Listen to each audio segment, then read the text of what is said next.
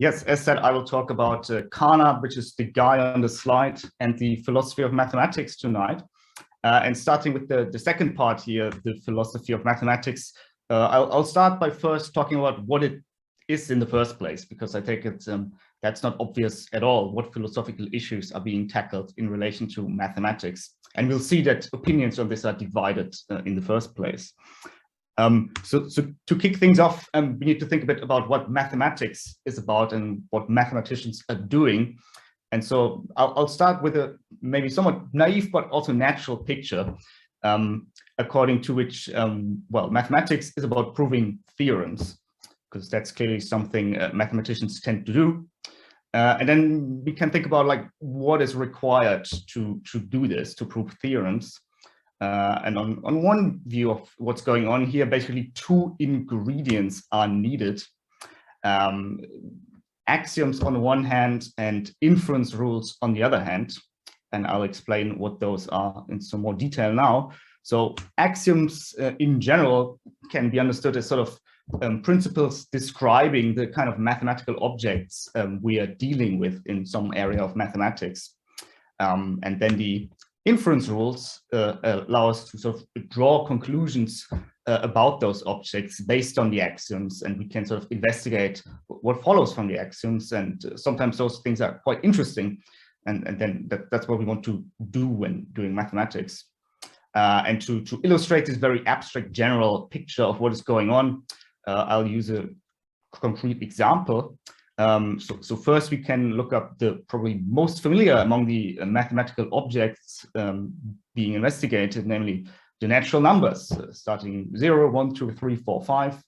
I mean, that's something we think we're kind of familiar with and know about on an intuitive level, but it is kind of desirable to have a sort of more explicit and rigorous formal theory about the natural numbers as well. And that is something that was sort of developed in the late 19th century. And the sort of standard formal theory of the natural numbers of arithmetic is called Peano arithmetic. And that consists of a kind of list of axioms. So I will briefly show sort of all of these axioms here now. There are 6, and then there's also this schema at the bottom, which is really infinitely many axioms. But for our purposes, we really don't need to worry so much about all of them and what they do. So I'll remove most of them again here, and just to illustrate what axioms are supposed to do, I'll just talk about the first 2 now. So I mean, one thing which sort of characterizes the natural numbers is that there's a first element, right? There's the 0 here in this case.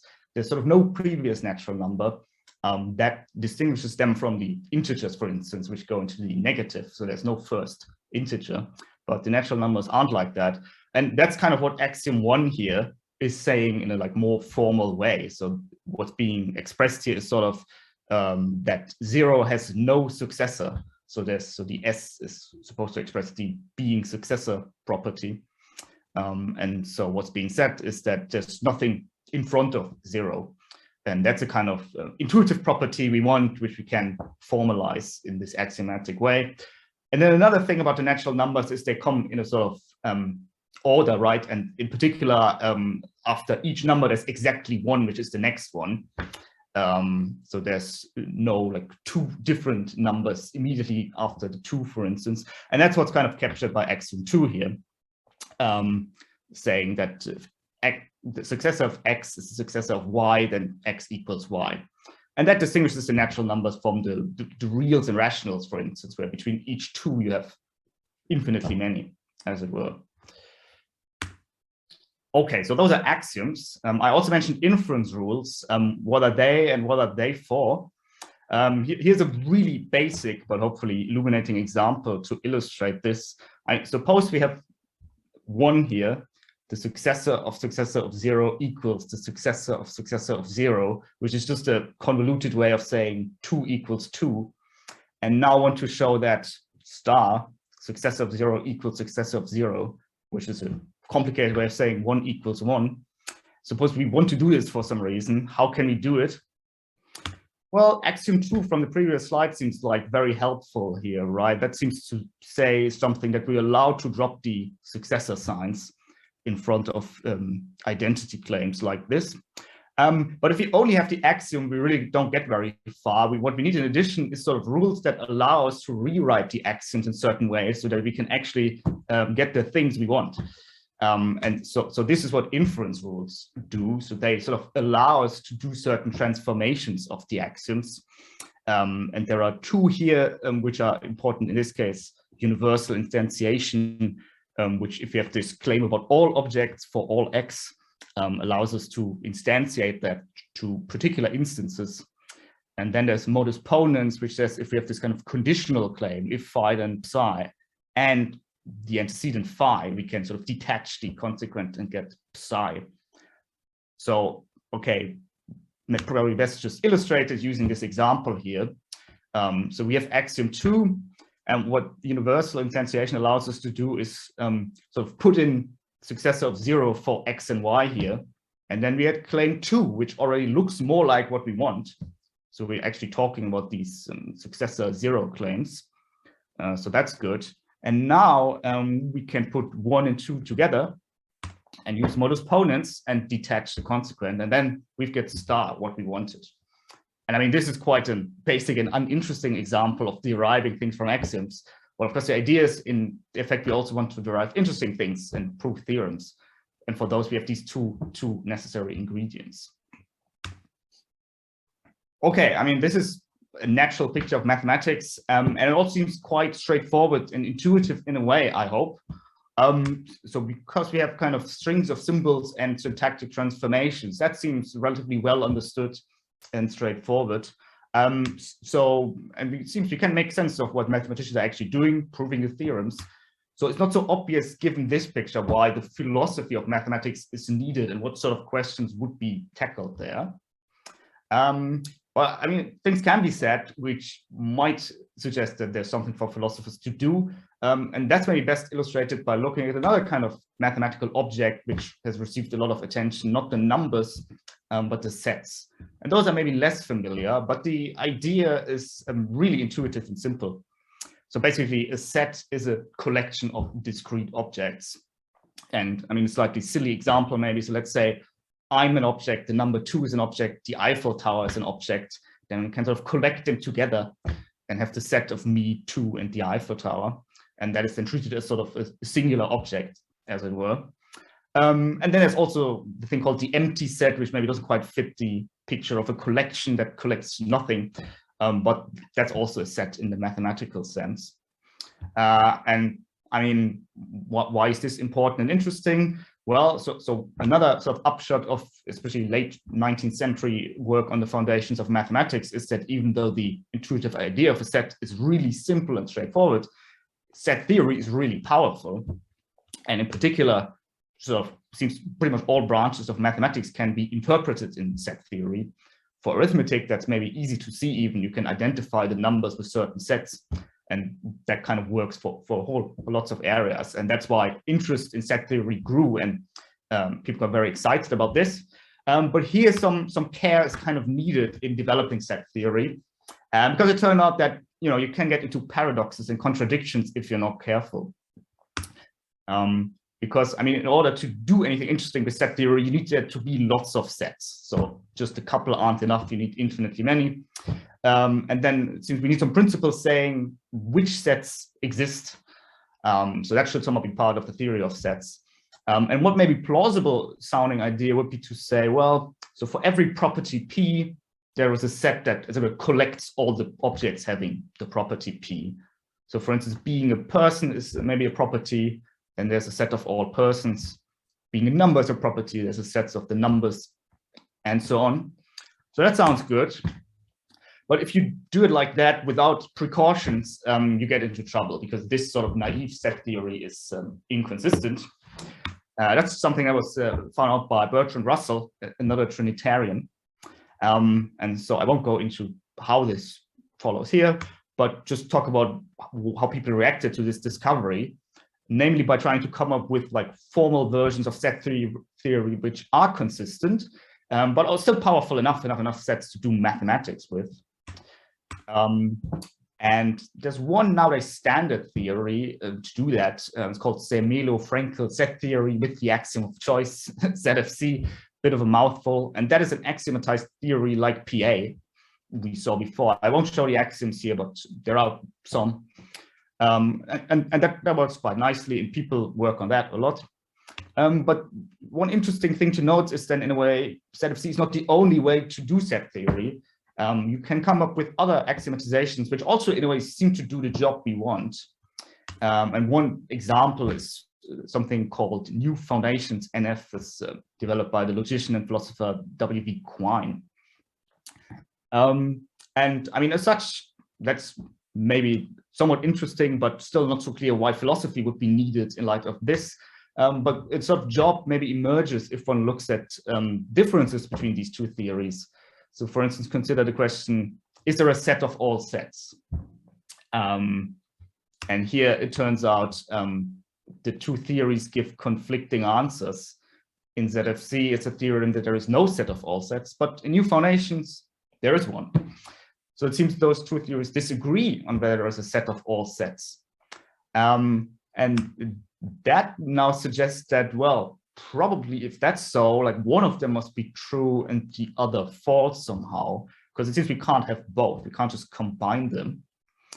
And if that's right, then maybe we found like a task for philosophy of mathematics, namely to find out which one is the true one, if any. Of course, it could also be that yet other set theory is the correct one, but it seems at least it can't be both. And so that maybe seems like a plausible division of labor then between the mathematicians and the philosophers of mathematics. The mathematicians take the axioms and derive things, but the philosophers look at different axiom systems and theories and try to find out which is true. So that's one proposal on, you know, why and for what to do philosophy of mathematics. And we will not leave it there, but this is sort of the end of the first part, suggesting that even if we have this sort of axioms, inference rules-based picture of mathematics, it's maybe a task for a philosopher to be found. Well, having said this, moving on to part two. Now Carnap, the person from the first slide, comes back again. And just a very brisk biography here. So Carnap was a member of a group of philosophers called the Vienna Circle. They were active in Vienna, as the name suggests, in the sort of middle of the 20th century, like 20s and 30s. And they had quite sort of revolutionary ambitions. So they thought a lot of philosophy that was being done at the time was pretty flawed, had no good methodology, and they really wanted to improve this situation by using, you know, modern logic. So it's a more technical kind of philosophy than a lot of other things going on, and drawing more on sort of empirical science. So they were more connected to physics and other empirical sciences, and hence logical empiricism is another label for this view. And I mean, Carnap didn't shy away from controversy for sure. So here's, for instance, one quote about his fellow philosophers who do metaphysics. He said that metaphysicians are musicians without musical ability. So he could be quite dismissive, and his views were very radical then, and also still very radical and controversial now. And that's why I find it very interesting to work on and think about this particular philosopher. And so without further ado, then let's have a look at what Carnap thought about the philosophy of mathematics in particular. So the idea from part one was that maybe what philosophers do is try to find out which the true mathematical axioms are.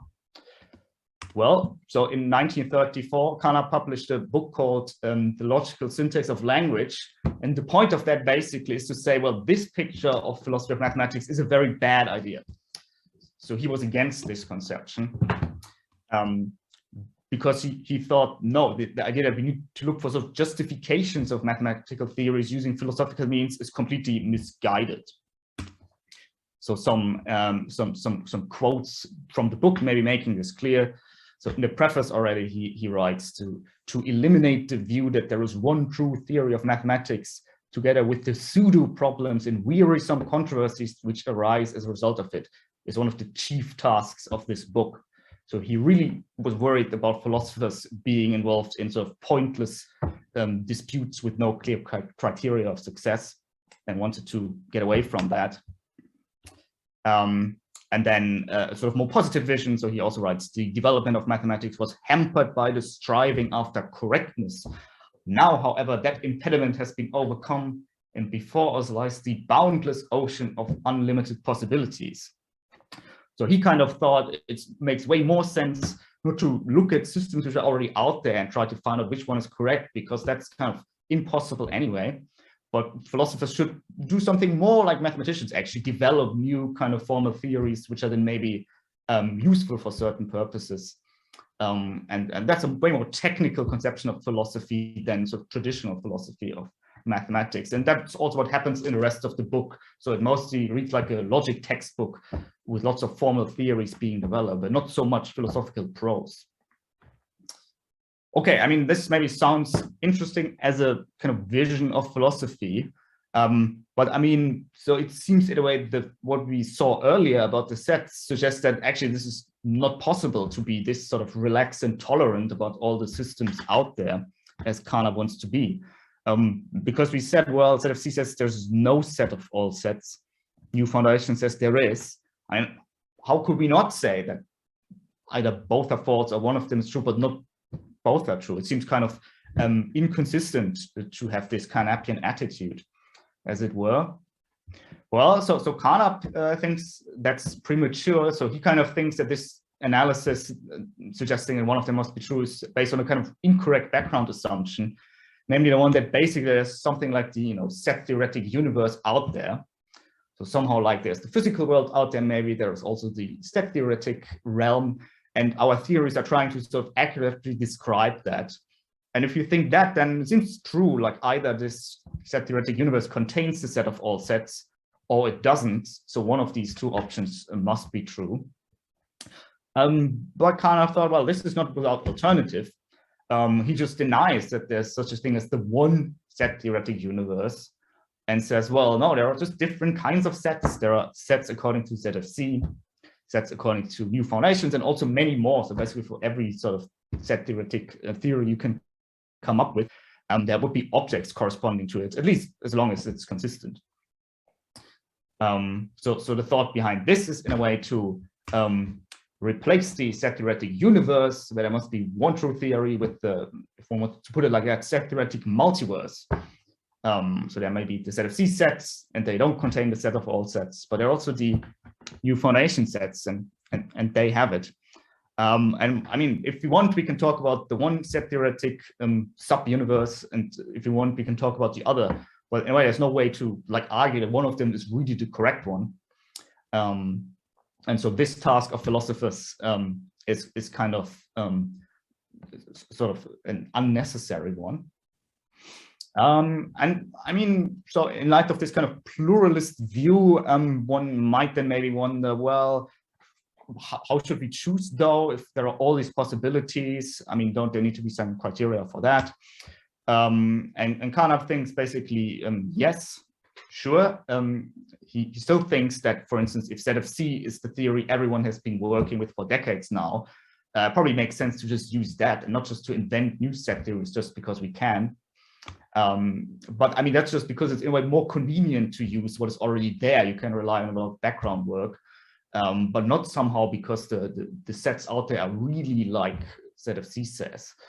So the criteria of choice here are really very sort of pragmatic, and not considerations about what sort of reality out there is like.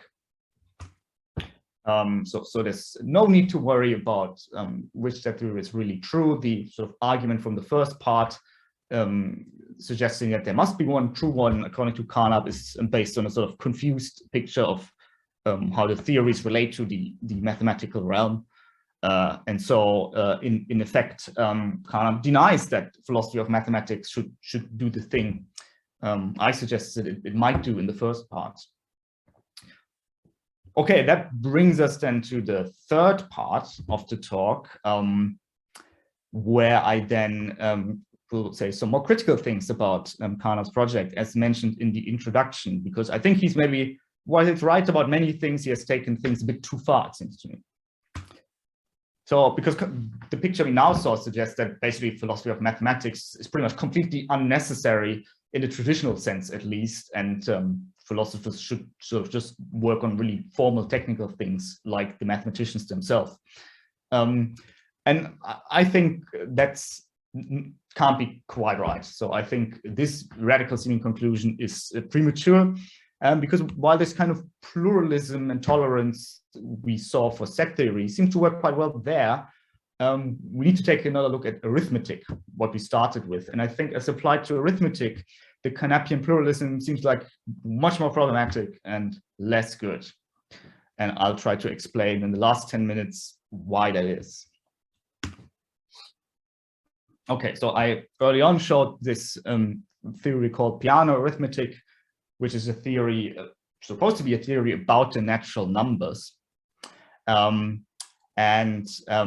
relationship, though, between the natural numbers as we sort of intuitively understand them and the formal theory here is actually, if one looks at it, a bit more complicated than I initially suggested. And we will need to rely on sort of more sophisticated technical results now to see that there's more to be said here. And maybe also more should be said than Carnap does. And to get there, I mean, we need to rely on the work of Kurt Gödel, the most important logicians of the 20th century, famously proved the incompleteness theorems. And we sort of need to draw on two results based on Gödel's work. And I mean, they're both like relatively complicated, and I will only be able to introduce them quite quickly, but I hope the gist of the problem I see for Carnap's position will nevertheless come across somehow. So two observations drawing on Gödel's work are important. So one has to do with arithmetizing syntax. Claims about syntax can be represented in the language of arithmetic, and I will talk about that next. And the second has to do with non-standard models. The axioms of piano arithmetic can be interpreted in non-standard ways, and I'll also talk about that, what that really means. But the general idea is putting them together, we can create trouble for Carnap. So let's start with the arithmetizing syntax. I mean, what does this mean? Well, firstly, so what are claims about syntax? So remember, like in the earlier part of the talk, I had this like toy example, how we can, derive things from the axioms of PA using certain inference rules. And I mean, just making the claim that a certain sentence is derivable from the axioms of PA, that is a claim about syntax in a way, right? Because it's a claim about what you can do with certain sentences using certain rules. And similarly, claim 2 here is sort of a negative claim saying that a particular sentence cannot be derived from the axioms of PA. And I mean, hopefully both 1 and 2 are true, right? We want 1 equals 1 to be derivable, but not 1 equals 2. And okay, this is all fine and good. And I mean, prima facie, these are claims about, strings or sentences or like linguistic objects in the first instance. And the interesting observation here now is that those can somehow be represented in the language of arithmetic, where the language of arithmetic just talks about numbers primarily, right? So even though 1 and 2 don't seem to be claims about numbers, but other kinds of linguistic entities, and they can nevertheless be represented as claims about numbers. That is a result which sort of Gödel in a way first showed how you can do this systematically. So you can basically, what you can do is using this method called Gödelization, where certain numbers and sort of numerical formulas are assigned to sort of strings in systematic ways. You can basically show something like this, that for instance, claim 1, this claim about syntax is true if and only if there is a number with certain properties, and 2 is true if and only if there does not exist a number with certain properties. And maybe it's less surprising nowadays because we have computers and they only work with numbers and can do all sorts of things. But this was a result from the 1920s and 30s. So it's very, very interesting. And Gödel used it to draw very interesting consequences on the foundations of mathematics. And we will sort of do so too, because as such, I mean, this is maybe interesting. So things can be represented in an unexpected way. But it doesn't seem to be any problem yet for this Carnapian view. So for that, we need sort of the second ingredient, also drawing on Gödel. So the axioms of Peano arithmetic can be interpreted in non-standard ways. What does that mean? Well, when I introduced Peano arithmetic as a theory, I kind of said, well, this is supposed to be about the natural numbers as we intuitively understand them. And that maybe sounds a bit like, in a way, as if I were saying, well, these axioms can only be truly understood to be about the natural numbers and not about, other kinds of entities. But the interesting result here is basically to show, well, that this is not true. Sort of what's called models, those are sort of, you can think about it as a sort of realm of objects that would sort of make the axioms true. And one upshot of Gödel's incompleteness results is to say that there are interpretations in which all the axioms of Peano arithmetic are true, but then there are also some purely arithmetical sentences which are false in those models, even though in the standard model, which I designate with this strange N symbol here, even though they're true in the standard model, they are false in some of these other models, which are then called non-standard models. I mean, and to put it like that is maybe like very abstract and also not clear what the significance of that is supposed to be. But if one puts together this result now with the fact about arithmetizing syntax, one can see something interesting and puzzling, because we can look at one particular example of a sentence which is true in the standard model, in the standard interpretation, but false in some others. We can look at this here. So one example of the syntactical claim is one cannot derive 0 = 1 from the axioms of PA. And well, so by this Gödelization procedure, we can sort of, even though this is now written down as a syntactic claim, one can translate it into the language of arithmetic.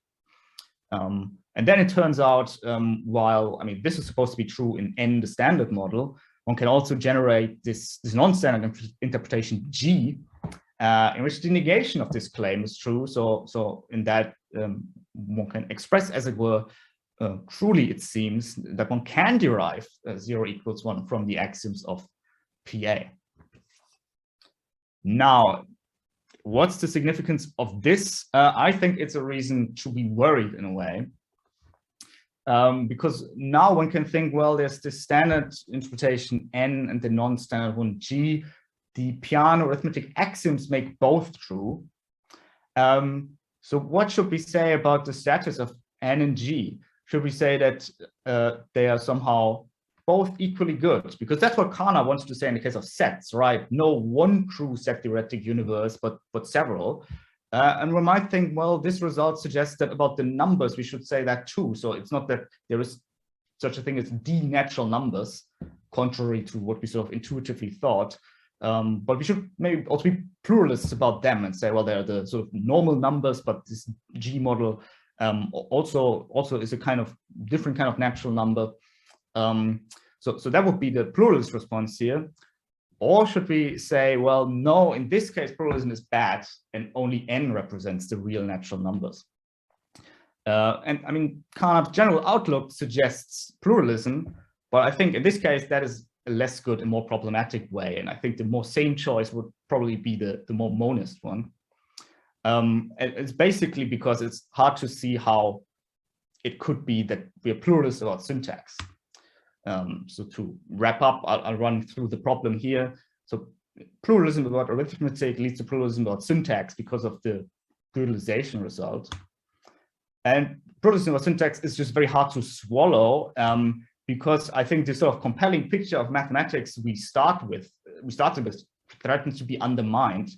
Because, of course, that was based on the idea that if we have axioms and choose rules, then what we can derive from the axioms using the rules is sort of settled. It's not like this is then an open question once again. But that seems to presuppose that facts about syntax are really determinate, right? It's not that they are sometimes true and sometimes false, but those should really be either true or false. And it seems to me, at least in some cases, the pluralism about syntax would undermine that, because that basically entails that it's sort of true in some, models and false in others, but no fixed truth value. Yes, and I think this gives us some questions for philosophers, which can't be just dismissed, which are interesting and important. Maybe we had a pluralism about syntax. I mean, I just said pluralism about arithmetic seems very bad in a way, and much worse than set theoretic pluralism, because it leads to pluralism about syntax. But I mean, it's a argument with moving parts, so that needs to be investigated a bit more, I think. So I think this is a good question for philosophers of mathematics to focus on. Is it really as bad as I suggested? And if so, can we somehow justify the assumption that there's just this one true model of arithmetic? What's special about the natural numbers? We intuitively understand them, which in a way isn't captured by the axiomatization. And would be great if I could also answer the questions now. But firstly, time is up. And also, I mean, it's very hard questions as far as I can see. And I'm not sure myself what the correct answer should be yet. So open questions for all of us, I feel. To wrap up, just maybe some things on what I have actually done and interesting work other people have done, in case someone wants to pursue that. So I, in my thesis, worked somewhat more historically. I've analyzed a paper by the Dutch logician Beth, and that criticizes Carnap, but most people have thought, well, the criticism is kind of lame and doesn't really hit Carnap very hard. But I argue that this is wrong, because Beth put forward something like this argument from syntactic pluralism, and that's not a problem that can be easily dismissed. And there's an article that I think was sent around maybe about this.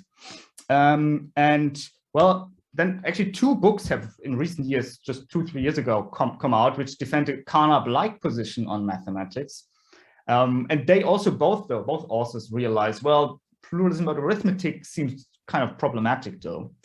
And they have their own ways to tackle that, which, in case anyone is very excited about this now, I would recommend checking out.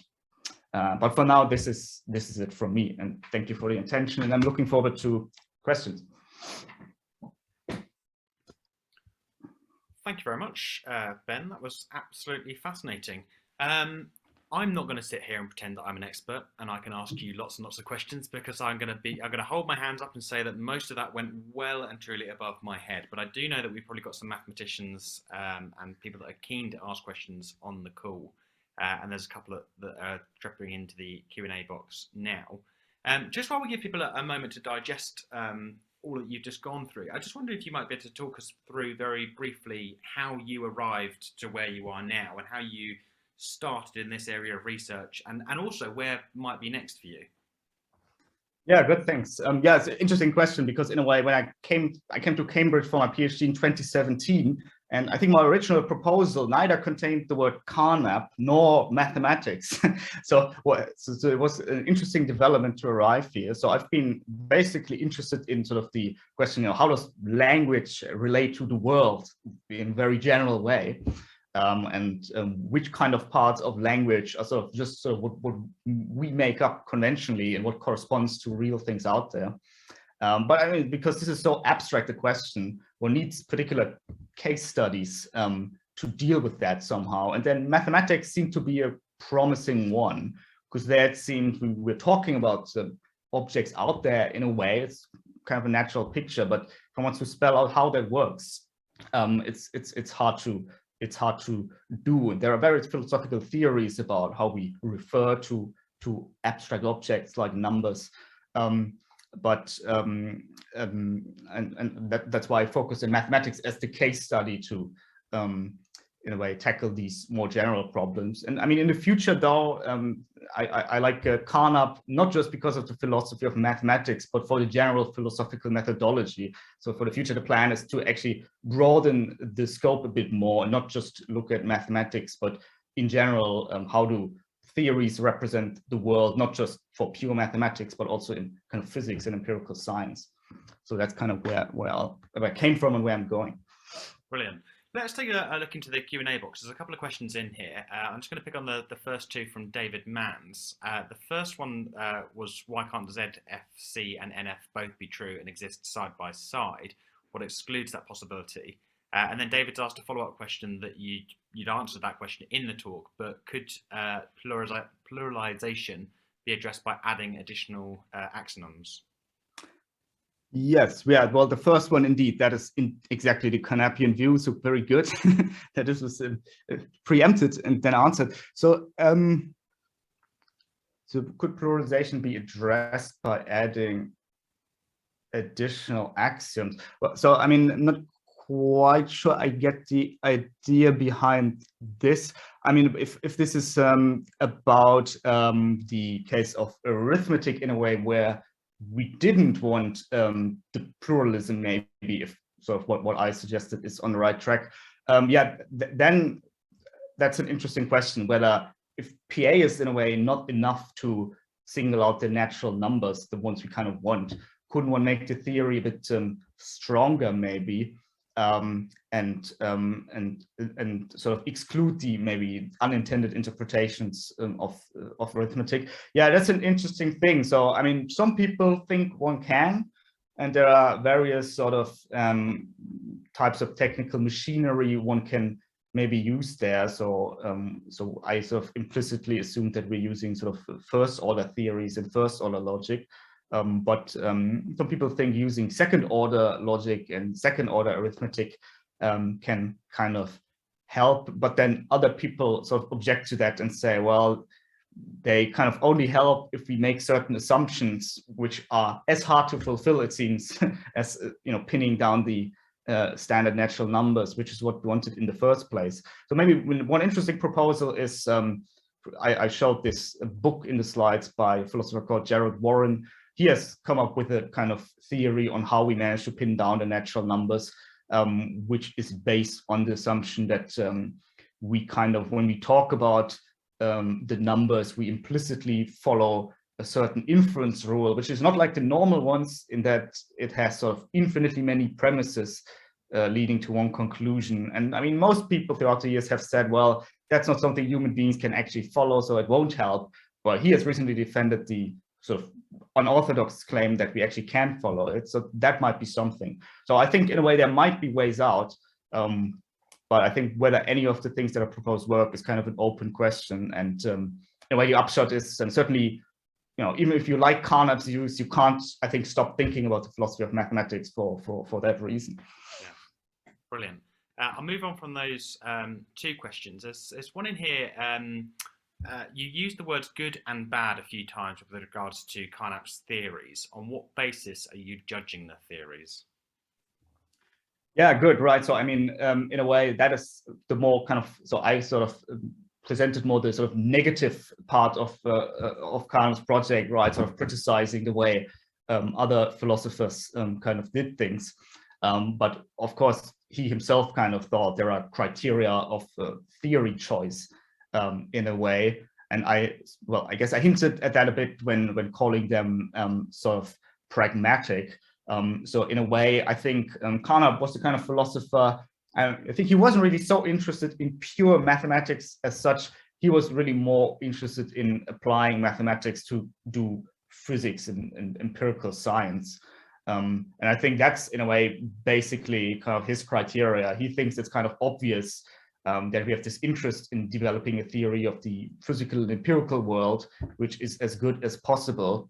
And if it turns out that some mathematical theory is helpful for that, then that's a reason to use it. And I mean, that's, I think, one thing he was really worried about, that there might be a really useful mathematical theory around, but people were hesitant to use that for philosophical reasons. I think he thought that would have been a disaster if philosophy prevents people from using useful tools. And so I think that's, in a way, the picture. If you just look at pure math, I think there's a little to go on in a way, but if you integrate that into this kind of project of making sense of the world using science, then you get some criteria at hand. Yeah, brilliant. There's a couple of follow-ups actually from David. One was regarding the book references that you mentioned, and what I might suggest for that is that if we put that in the follow-up mailing, if you could send through that information, we'll make sure to get that out to everyone. There's a question in there from Tim that I'm not going to try and read out, but it might make a lot more sense to you. Right, so can't 0 not equals derived from the first axioms. Oh yeah, so indeed, so that 0 is not equal to 1 can definitely be derived from the axiom. So I'm now worried that maybe in the slides I accidentally put a like crossed out identity sign instead of the identity sign, because the problematic claim was supposed to be that sort of on the non-standard interpretation we can derive that 0 equals 1, whereas in the, I mean, what we definitely want is to derive that 0 is not equal to 1, right? Because that should be true. 1 is not the same as 0. And the odd thing about the non-standard interpretation, though, is that it seems they kind of say that we can derive the sort of, well, false or contradictory claim that 0 is equal to 1. And well, I'll check my slides again. I might have made a mistake there and accidentally crossed out the identity sign. So if that's the case, then sorry about the confusion. Perfect. We'll move on to a couple of follow-ups. So David has asked another question on here. You talked about non-standard interpretations, but how does that work? Yeah, how does that work? Yeah, in an earlier version, I had like a sort of graphical representation about what some of these models look like, but I took that out because was under some time constraints. Maybe I can draw something on the whiteboard here if that works. So I mean, I guess the standard interpretation, we have 0, 1, 2, 3, and then at some point we always write ... right, and kind of think this somehow goes on in a systematic way, such that there's always one next number. And it turns out though that the like PA axioms can also be made true in models where, for instance, we start like this and have our infinitely many natural numbers, and then behind them, as it were, we have sort of new numbers which are distinct from the normal ones up there, and they sort of have the structure of the integers. And then there need to be various copies of those as well, not just one sequence. But I mean, this is kind of something Löwenheim, Skolem, and Gödel found out, that the axioms in a way are not strong enough to single out what we intuitively want in the standard way. And one can kind of imagine what some of these models look like in the way I just did. In the case of the Gödel model, I think one just needs to sort of, one at least knows that they exist. I'm not sure whether their structure is well understood. I think this links in closely with what the question in here from Tim. So I don't quite know what you mean by the number system being true. Until one tries to give a piece of mathematics and interpretation, any math system is a game with marks on paper. So would you say that a system is not true if there cannot be any interpretation for some logical reason? Yeah, this good point. So I agree, like one needs to be quite careful here, right? Because indeed, if it's just, I mean, I stress this sort of syntactic element of the formal theories, and of course, in some sense, if we just really look at the axioms as sort of just strings on paper, true and false, it doesn't make any sense. So what I was kind of assuming here was not quite a sort of formalist picture where we are really just talking about strings and symbols, but a slightly different one where we kind of think, well, sort of the theories are supposed to be about objects in some way, because if you don't have the idea that there's, well, the theories are sort of representing some reality, then true and false doesn't make any sense. And then I think in a way, how would you understand on that interpretation the claim that some theory is false? Well, so I mean, I guess it's then similar to maybe physics, right, or other scientific theories. We kind of think that, well, there are theories which had sort of the purpose to represent reality by saying things like there's phlogiston, for instance, but they turn out to be none. And so in that sense, those theories of chemistry from the 19th century maybe wanted to describe the world, but failed to do so. And I mean, some people think mathematics is like that in a way, right? Like competing stat theories. both try to describe the set theoretic universe, which is out there. But if there's really a universe with a definite structure, it seems like only one of them can really succeed. And that's where Carnap, I think one way of understanding him, maybe he wouldn't quite have put it like that, but I think it makes sense of the view, basically says, yeah, it's fine to think of mathematical theories as sort of representing some mathematical reality in some way, but in a way where sort of there's always objects out there to be described. So it's a kind of like, so truth is not like exclusive in a way. Yeah, so I hope that links helps. quite nicely actually into the question here from Axel. There's an uncanny efficiency of mathematics to describe the natural world. Would that be an argument against pluralism in mathematics? Yeah, interesting. Yeah. That's it's a good point, right? It seems if it turns out that since I already stressed that Carnap in a way really cared about doing physics, and if it turns out, well, we really can't do physics without set theory, for instance, shouldn't we then somehow say, well, it's not that just it's pragmatically convenient to accept set theory, but there really are the sets, and they're sort of no less real than the physical quantities. Maybe. Yeah, I mean, I guess that's what some people have said against Carnap, and some people, in particular the philosopher Quine I briefly alluded to, really wasn't such a fan of Carnap's kind of stress of distinction between like pragmatic decisions and like factual decisions. So he would have liked this framing more. But I think anyway, I think for Carnap, this was maybe not so important. I think he had this tendency to maybe stress the in principle possibility of using completely different systems of mathematics than what physicists actually use. But I think just to like try to avoid this sort of misleading impression of what people are doing, but not because he somehow thought it would be a good idea to just sort of sit around dreaming up new systems all day. So yeah, I think in a sense, one could read it like that, and some people do, but I'm not sure whether it is so important to make this choice of how we describe what's going on here. Yeah. And David's just put a follow-on point on there. Aren't there good examples of mathematics that's developed and then later turned out to have been physical examples? So that seems to be a response to Axel, yes, not then, right? Yeah, okay. So maybe that would support, in a way, the contention that it's a good idea to be sort of open-minded, right? And not think, well, we have our mathematical theory which works, we don't need any new ones. That might be a point on Carnap's side for thinking it's maybe useful to explore, maybe it's good later. And then there's a follow-up from Tim on here, who has a light-hearted paper attempting to show the natural numbers, that natural numbers are artificial, a human construction not reflected in the real world.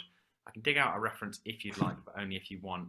Tim, I would say to that, send it through to alumni at trin.cam.ac.uk. We would love to see it, love to share it with Ben, and then have a look through. Always very, very welcome. Those are all the questions that we've got in there at the moment, Ben. Are there any final closing statements that you want to make before we bring this evening to a close? Well, thanks for the questions, and thanks for the attention, I guess. Brilliant. Well, thank you very much, Ben, on behalf of